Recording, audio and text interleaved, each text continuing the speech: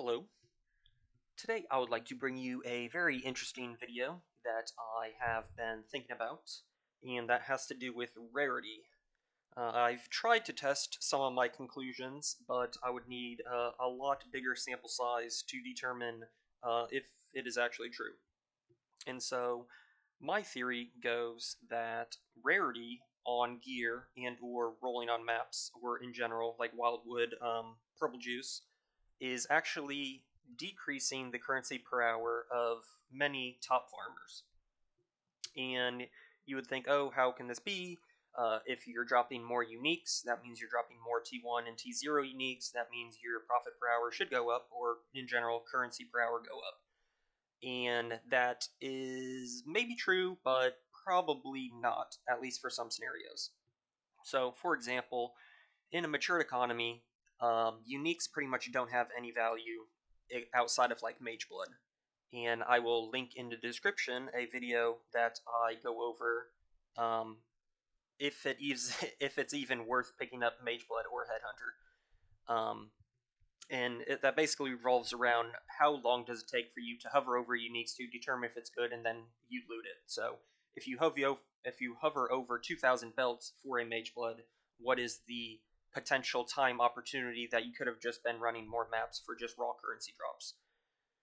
But you can determine that again in the description. But the biggest thing that I found when scouring the wiki for some facts or research, I came across this line, and that is when determining loot in this game, the first step of what is going to drop is the first line, which is upon randomly dropping, the item is checked if the item is unique.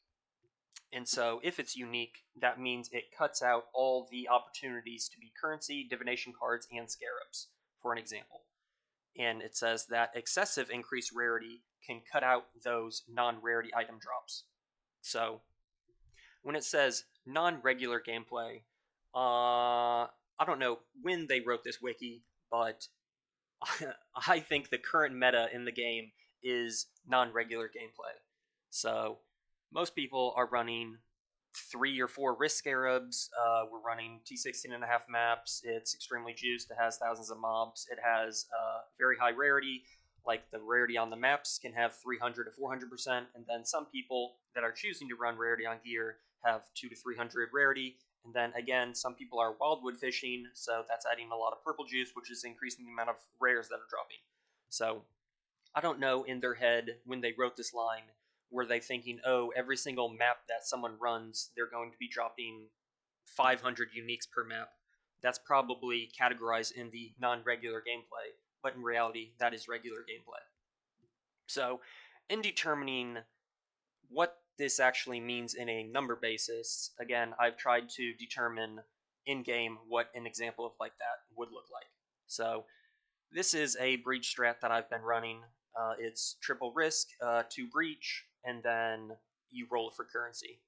So in this map, I have 360 quantity, 315 rarity, and then 300 currency. This is a very normal map, and an example of the percentage of loot that would be rare versus currency versus just general items.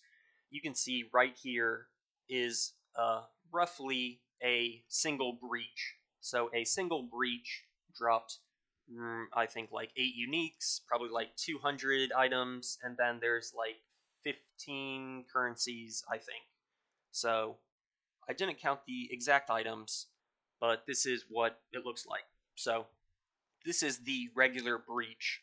I'm just categorizing general as mostly magic or normal and magic monsters, and then the occasional rare monster.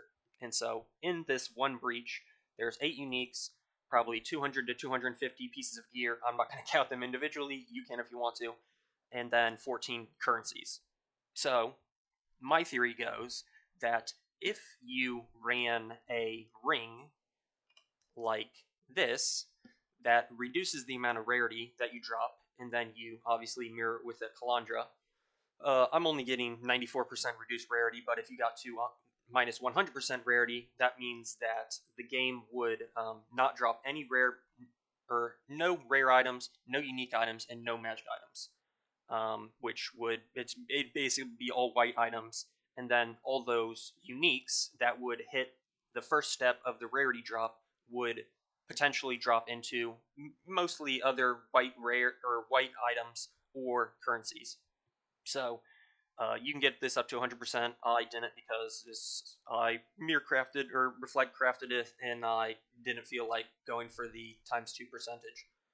But going back to this chart, so in a normal scenario in which I'm currently running, in which my character has no rarity, I'm in that breach example. I was not using my negative rarity ring. I was just using a normal ring. So with no rarity and again a normal 315% map, potentially having negative rarity using my negative rarity ring would give me 3.6% more currency.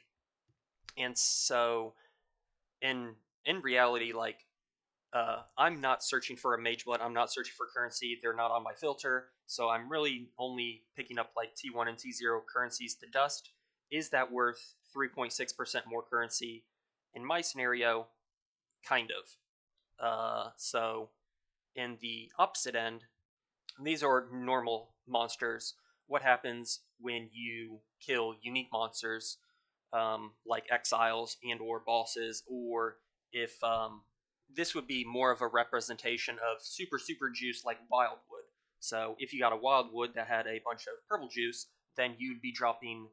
There would be a lot higher percentage of the gear would be uniques because again, look up any video on Wildwood fishing or blights or um, a bunch of stuff. There will be raining uniques everywhere, and every single one of those uniques could have taken the place of a piece of currency. And also, I don't know the coding of the game, so let's say a mob is tagged with. Uh, Again, I don't know how it works, but this is how I would think it would potentially work. A mob is coded when it has all these increased effects to drop more loot. Maybe it has a really big number. And if that really big number, or if a really big number of loot is associated with a mob, does the increase of size of that number increase the percentage chance of getting a mirror drop or a lock drop or a divine drop? Or is it just the bigger number, the more potential different currencies would drop? Again, I don't know. Yeah, I don't know. I would potentially assume that if a mob has a huge loot number, that it wouldn't drop like I don't know multiple stacks of portal scrolls. It would move up in the tier. Again, I don't know. More testing is needed, but I'll show you in game kind of what an example that I'm looking at is. So instead of normal mobs, if you go to the boss mob, the loot is a lot different. So as you can see, unique monsters seem to have some internal calculation in which, even with no rarity on gear, every single item is a rare, and then the percentage of you dropping a unique is way higher than other monsters. So let's pull this up. In this, I counted specifically. So this unique monster, again, with no rarity in a 300 rarity map, dropped 4 uniques, 33 gear pieces, and 1 piece of currency. So if I had negative rarity, negative 100% rarity, I potentially could get 10.5% more currency. And this is more specifically to exile, rogue exile farming, if it is the same, because they're unique monsters. So when people are running rogue exiles and trying to drop mirrors and locks, is it more advantageous to get this mixture of loot? Potentially. I don't know. I haven't tested it. So this is just a theoretical example.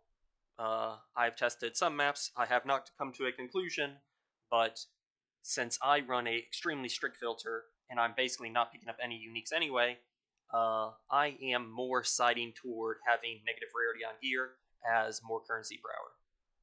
So hopefully this was an interesting video, and hopefully more testing is done. Peace.